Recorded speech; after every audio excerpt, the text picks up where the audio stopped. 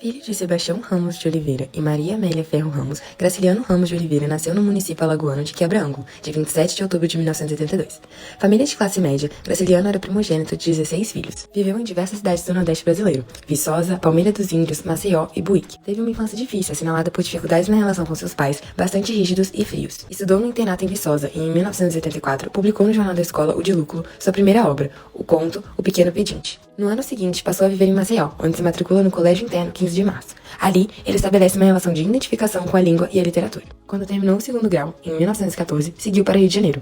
Na Cidade Maravilhosa, ele trabalhou como revisor dos jornais Correio da Manhã, O Século e A Tarde. No ano seguinte, casou-se com Maria Augusta Barros, que faleceu pouco tempo depois. Com ela, teve 4 filhos. Também atuou na carreira política, sendo eleito prefeito da cidade de Palmeira dos Índios em 1928, cargo que ocupou até 1930. A partir de 1930, assume a direção da imprensa oficial e da instrução pública do estado de Maceió. Foi filiado ao Partido Comunista, sendo preso sob acusação. Em 1936, casou-se com Heloísa Leite de Medeiros, com quem teve 4 filhos, Ricardo, Roberto, Clara e Luísa. Apesar de possuir uma personalidade muito ácida, o próprio escritor ressaltou: "Em qualquer lugar, estou bem. Dei-me bem na cadeia. Tenho até saudades da colônia correcional. Deixei lá bons amigos." Graciliano faleceu no Rio de Janeiro no dia 20 de março de 1953, vítima de câncer no pulmão. A obra conta a história de Paulo Honório, um menino órfão criado por uma mulher negra doceira. Para conseguir sobreviver na infância, Paulo vendia doces e ajudava cegos em troca de alguns trocados. Depois passou a trabalhar na roça até completar 18 anos. Nesse período, Paulo cometeu seu primeiro crime, então ele é detido. Com a ajuda de outro preso, aprende a ler e começa a pensar apenas em juntar dinheiro. Quando finalmente deixa a prisão, começa a encontrar maneiras de juntar dinheiro para voltar à sua cidade natal e comprar a fazenda de São Bernardo. Paulo, ao longo de seu objetivo, não poupa esforços para conseguir o que deseja. Assim, o protagonista entra na vida de muitas pessoas, inclusive na de Madalena, o seu grande amor, que sofre muito por conta de toda a ambição. A trama encerra-se com a própria narrativa do protagonista na fazenda de São Bernardo.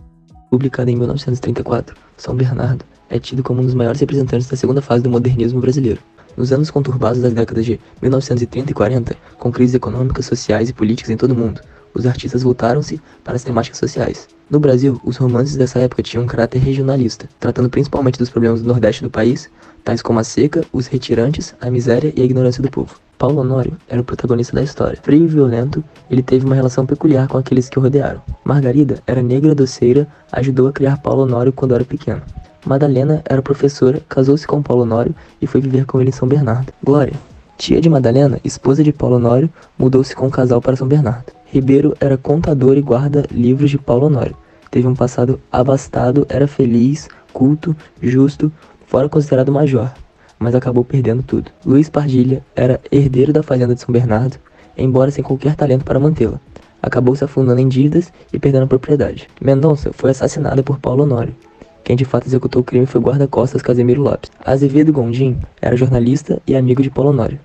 Casimiro Lopes, fiel guarda-costas de Paulo, descrito como corajoso, laçar, rasteja, tem faro de cão e fidelidade de cão.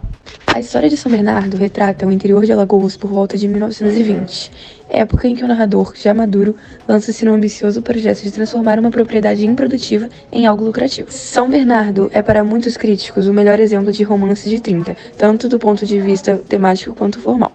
Considerado um marco da literatura nacional, São Bernardo foi publicado durante a segunda fase do modernismo brasileiro. De acordo com as orientações da época, a obra incorporou a figura do homem interiorano, valorizando o regionalismo e se desprendendo da linguagem rebuscada, típica dos parnasianos.